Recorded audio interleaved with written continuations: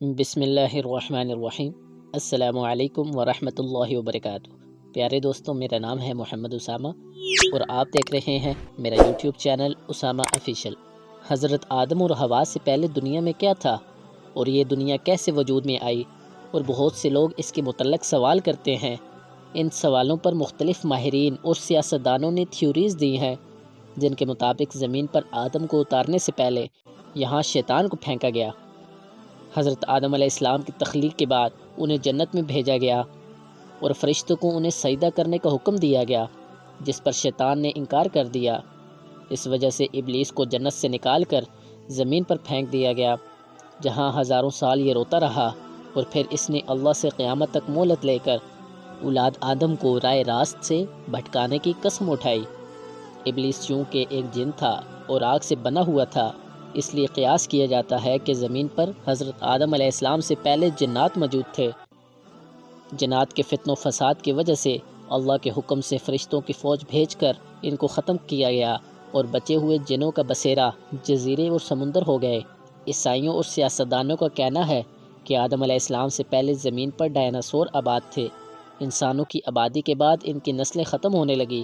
کچھ ماہرین کے مطابق آدم علیہ السلام سے پہلے اس زمین پر انسانوں جیسی مخلوقات موجود تھی، جن کی کچھ باقیات اور ڈھانچے ملے ہیں، جس پر یہ خیال کیا جاتا ہے کہ آدم علیہ السلام سے پہلے بھی زمین پر انسان موجود تھے، جو باقی امتوں کی طرح ختم ہو گئے یا کر دیے گئے۔